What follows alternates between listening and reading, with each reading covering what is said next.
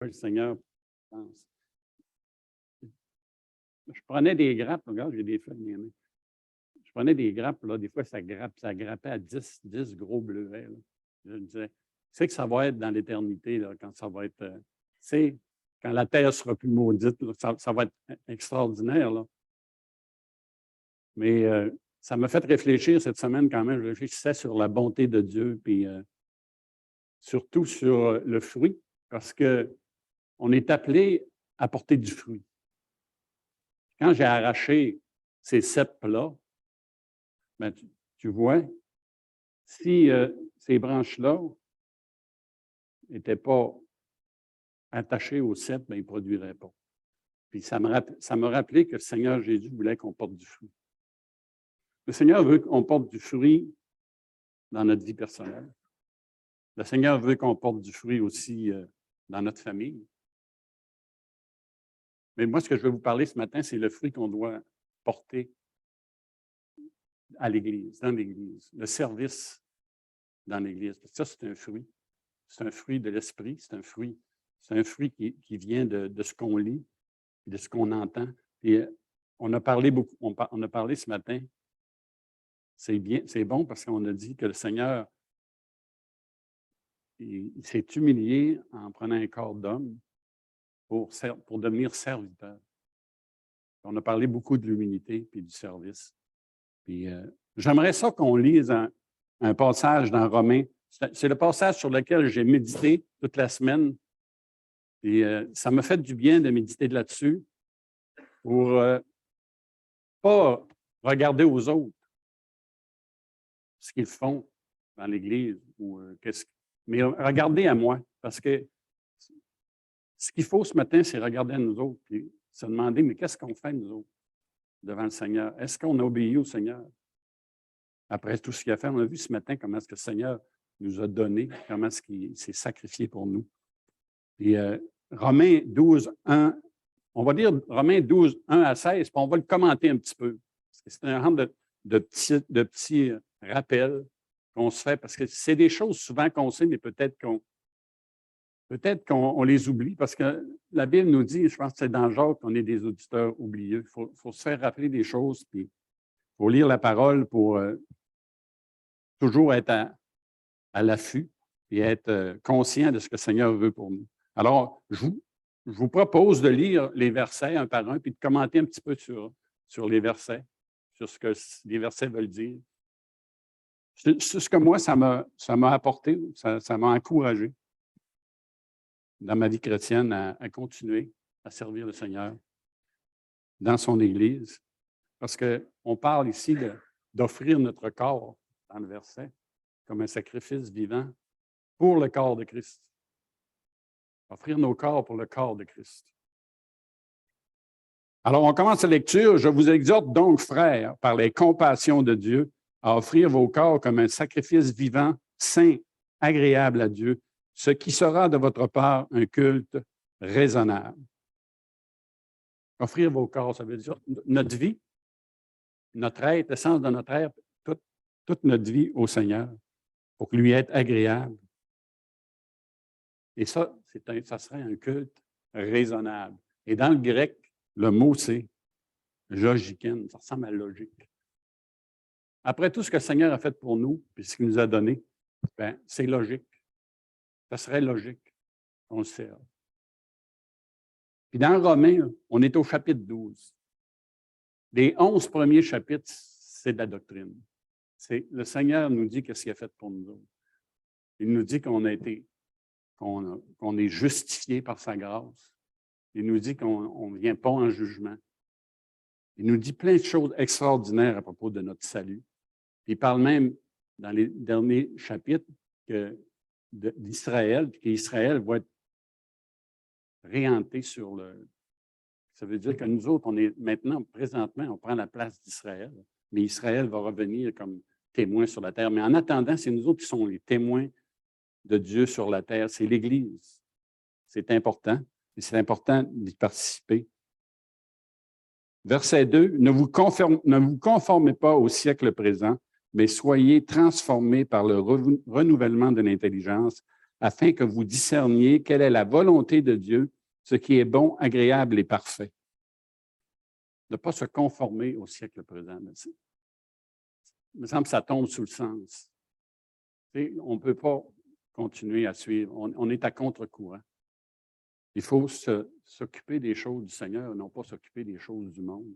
Parce que le monde, puis sa convoitise, puis tout ce qu'il nous offre, ce n'est pas des choses qui sont bonnes pour nous autres. Et être transformé, puis le verbe en grec, je pense que ça donne une affaire comme métamorphoser. Il faut être complètement transformé par le renouvellement de l'intelligence, afin que vous discerniez quelle est la volonté de Dieu, ce qui est bon, agréable et parfait. Cette semaine, on a parlé de la sagesse de Dieu, du discernement, de l'intelligence et de la réflexion. Alors, le Seigneur nous appelle à quoi? À lire sa parole, à réfléchir, à discerner les choses les meilleures, les choses agréables pour le Seigneur. Ça va? Ah oui, mais j'ai un micro là, je pense. Ça n'a pas à faire avec le micro. Si ce n'est pas assez fort, ce n'est pas à cause du micro qu'il y a là. Alors, c'est ça. Ce que le Seigneur veut, c'est qu'on le suive, puis qu'on lise sa parole, puis qu'on soit renouvelé dans notre intelligence, puis dans notre sagesse, puis être capable de discerner les choses les meilleures pour nous autres. Par la grâce qui m'a été donnée, je dis à chacun de vous de n'avoir de lui-même une trop haute opinion, mais de revêtir des sentiments modestes selon la mesure de foi que Dieu a départie à chacun. Et ça se fait dans l'humilité. On a parlé ce matin que le Seigneur est venu dans l'humilité, qu'on a besoin d'humilité. On a parlé de l'orgueil. Hein? On est orgueilleux, il faut faire attention. Je pense qu'il n'y a pas une journée où je ne me demande pas, Paul, t'es pas orgueilleux un petit peu, là? Humilie-toi là, dans cette situation-là. On est orgueilleux. Il faut faire attention à ça. Il faut s'en remettre au Seigneur puis suivre son exemple et s'humilier. Puis dans l'Église, il faut marcher dans l'humilité. Parce que, tout à l'heure, on va nous parler des fonctions, puis des rôles, puis des dons dans l'Assemblée. Mais il ne faut pas s'imaginer qu'on a un don meilleur qu'un autre ou qu'on est meilleur que les autres. Les dons, souvent, c'est des fonctions, c'est des dons que Dieu nous donne pour servir l'Église. Alors, on n'a pas à s'enorgueillir de quelque don que ce soit. Car comme nous avons plusieurs membres dans un seul corps et que tous les membres n'ont pas la même fonction, ainsi, nous qui sommes plusieurs, nous formons un seul corps en Christ et nous sommes tous membres les uns des autres. Autrement dit, on est tous ensemble, on a toute une fonction, on a tout un rôle à jouer. Il ne faut pas penser ici qu'il y a des serviteurs, puis il y a des visiteurs. Il ne faut pas penser qu'il y a des figurants ou des participants. Il ne faut pas penser aussi qu'il y a des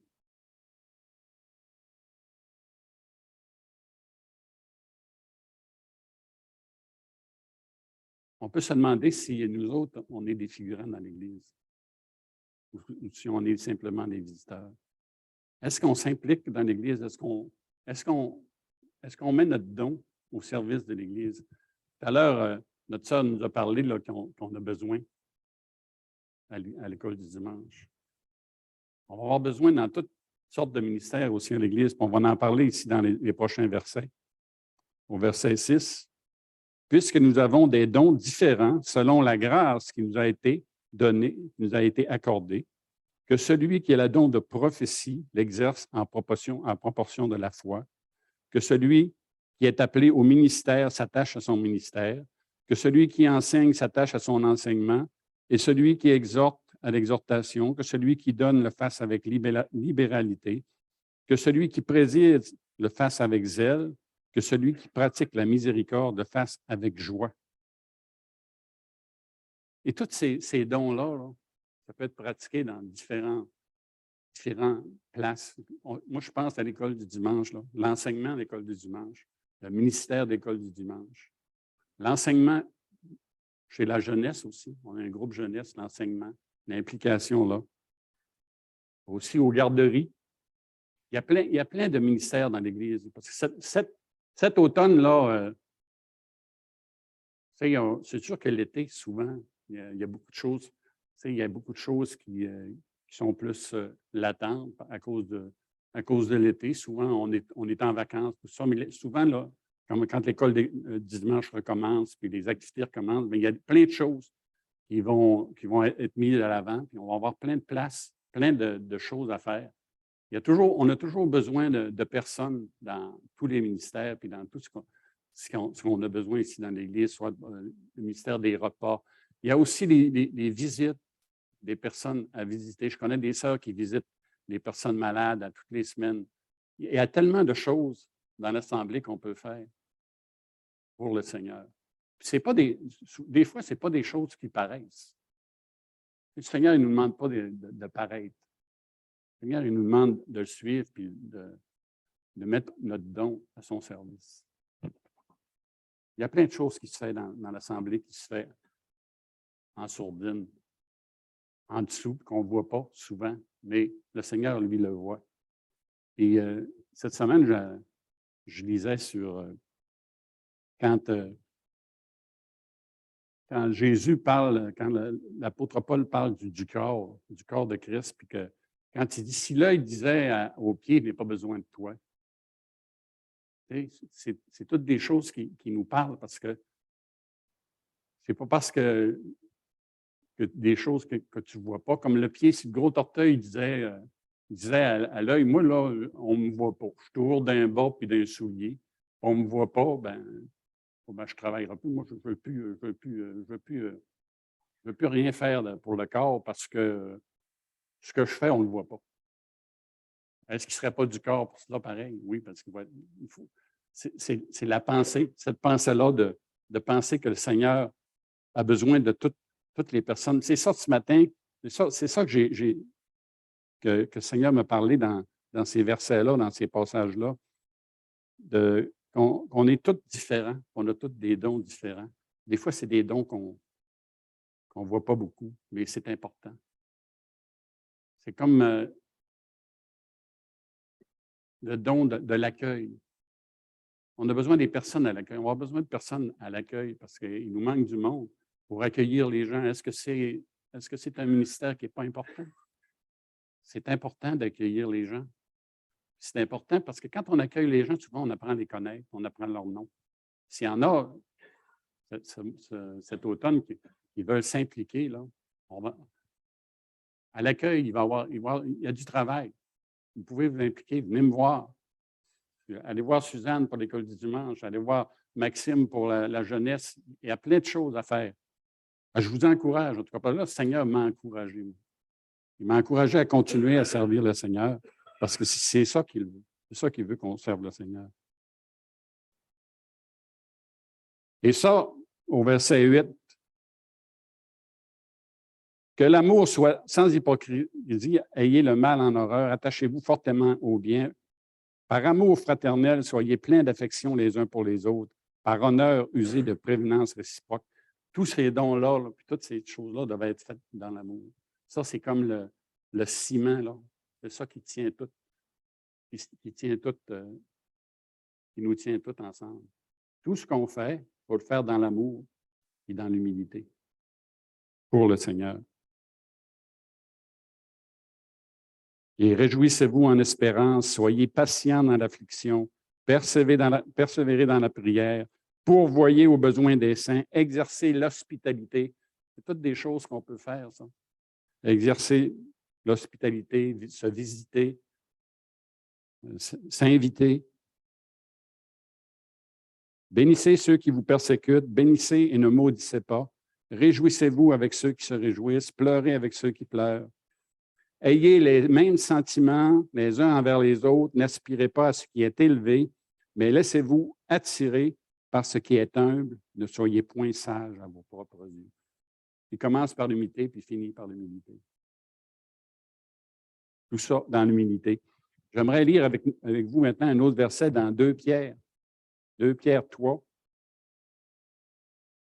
2 Pierre 4.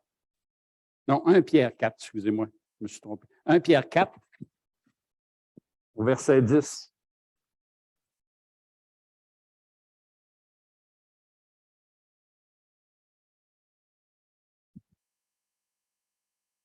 Comme de bons dispensateurs des diverses grâces de Dieu, que chacun de vous mette au service des autres le don qu'il a reçu.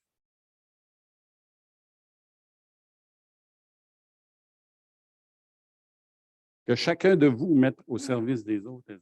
Est-ce qu'il dit quelques-uns d'entre vous? Est-ce que quelques-uns d'entre vous vont mettre ou chacun de vous? Parce que ce verset-là implique chacun de nous. On a tout un don, on a toutes des capacités, on a tous des talents à mettre au service des frères et des sœurs. Puis ça, on doit le faire comme des bons dispensateurs des grâces de Dieu, parce que vous êtes une grâce de Dieu à l'Église. Dieu a fait grâce de votre personne à l'Église, à vos dons, et vous devez les mettre au service, être des bons dispensateurs. L'Église, c'est le dispensaire de Dieu. Un dispensaire, là, vous allez voir qu'est-ce que ça voulait dire. Là. Établissement de consultation et de soins médicaux dépendant d'un organisme, d'un organisme public ou privé. L'Église, c'est un établissement, c'est un corps, c'est une place où les gens peuvent être guéris, peuvent être encouragés, peuvent être exhortés. C'est le dispensaire de Dieu. On a besoin de chacun des membres, chacune des personnes. Une petite pensée ici que j'ai lue. La grâce de Dieu ne nous autorise pas à vivre comme bon nous semble. Elle nous donne la liberté de le servir.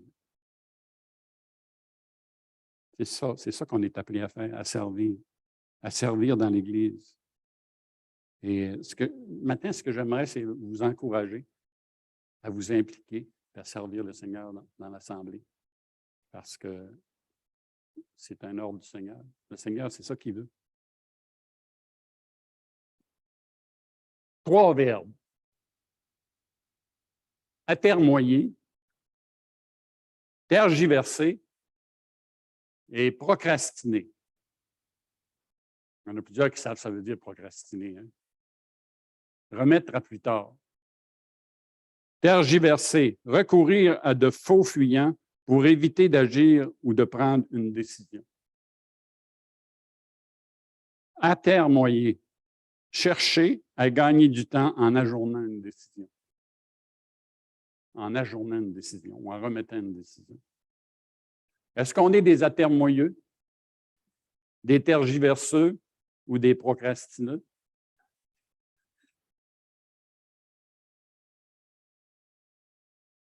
Non, mais ça fait réfléchir parce que moi, ces verbes-là, je les avais lus, je fais des mots croisés, puis je cherche, je vais voir ce que ça veut dire, ça. Hein? Ou quand on lit un livre plus ancien, un peu, des fois, ils nous sortent des mots comme atermoyer. C'est quoi ça? Là, tu vas dans le dictionnaire, tu vas voir tes notes. Ah, c'est intéressant, ça. Atermoyer, remettre à plus tard. On est des grands atermoyeux. Moi, j'en suis un. Il faut vraiment que je me remette devant le Seigneur. Moïse en était un. Ah, je n'ai pas la parole facile, Seigneur. Envoie-en un autre. Gédéon aussi. Mais qu'est-ce qu'il répond à Gédéon? Va avec la force que tu as. Souvent, on pense qu'on n'aura pas la force, on ne sera pas capable de faire ce que les autres vont nous demander ou Mais il faut s'en remettre au Seigneur. Moi, je me souviens quand les premières fois que je suis venu à l'Assemblée, je me souviens quand j'étais rentré la première fois chez M. Bottré, c'était Mario, mon frère, qui présidait en avant. Ouais. Mario est président en avant, puis moi, c'était la première fois que je venais à l'Assemblée. J'étais sauvé, puis ça, puis je regardais Mario et me disais, jamais je vais faire ça de ma vie, être président en avant. Jamais. Je n'avais jamais fait ça. Mais le Seigneur nous change, le Seigneur nous transforme. Soyez transformés par le renouvellement de l'esprit. Quand on rencontre des frères qui nous encouragent, c'est toutes des choses qui renouvellent notre esprit. Et que quand on entend des messages, des encouragements, des exhortations, quand on lit la parole, quand on entend la parole, ben, ça nous encourage, puis ça nous transforme. Tu sais, l'Esprit de Dieu travaille beaucoup en nous. On a l'Esprit de Dieu. Vrai ou faux? On a l'Esprit de Dieu. On est scellé de l'Esprit de Dieu. On est scellé de la sagesse, puis de l'intelligence, puis du discernement de Dieu. Alors, servons-nous-en. Et on a besoin d'encouragement. Il y a une sœur, ça fait 2 fois qu'elle m'encourage. J'aime ça. Elle me dit merci pour le bon travail que tu fais. Merci. Mais je le fais avec plaisir parce que c'est bénissant de travailler pour le Seigneur. Vous savez, vous travaillez tous pour le Seigneur. Vous êtes tous impliqués dans l'Église, puis de différentes manières. Il y en a des fois qui ne peuvent pas à cause de bien des choses. Ça, on comprend tout ça. Mais moi, ce que je veux ce matin, c'est qu'on s'encourage ensemble à s'impliquer, à travailler pour le Seigneur. Parce qu'on va avoir plein de choses à faire là, cet automne. Puis on a plein de jeunes aussi. C'est le fun. Je parlais de l'accueil tantôt. Puis les jeunes, il y a des nouveaux qui arrivent comme Mathieu, Cédric, Caroline, tous ces jeunes-là, Charles-Émile qui est parti. Tu apprends à les connaître. Il y a Marie-Lou qui est là. Il y a tellement de nouveaux. Là. Je ne veux pas nous oublier, mais c'est plaisant. C'est plaisant. Là, l'Église, on dirait qu'il y a un renouvellement. Il y a des jeunes qui arrivent. Puis, alors, il faut s'impliquer puis demander au Seigneur de nous diriger aussi dans ce qu'il veut qu'on fasse pour lui. Souvent, c'est un frère qui va nous encourager. Tu sais, quand on parlait des prophéties tantôt, tu sais, des fois, il y a des frères qui disent, regarde, toi, là, peut-être qu'il serait bon là, pour faire ça. Tu sais, un frère peut vous encourager. Alors, laissez-vous pas. Attention aux faux fuyants. Puis, engagez-vous, parce qu'engagez-vous qu'il disait. Hein? Des fois, c'est difficile, mais le Seigneur est là pour nous supporter. Allons-y avec la force qu'on a. Et ben, c'est ça que je voulais. Je voulais vous encourager ce matin avec ça, puis s'encourager ensemble. Et prions. Seigneur notre Dieu, on te remercie pour ta parole. Merci pour le Seigneur Jésus qui est l'exemple suprême de service, puis d'amour, puis de compassion. Et on te demande, Seigneur, d'avoir justement d'être comme lui, comme on l'a dit ce matin, de devenir comme le Seigneur, compatissant, humble, riche en bonté et aussi serviteur. Et on te remercie pour ce temps. Et on te demande de bénir la journée, le pique-nique. Et merci pour tout. Amen.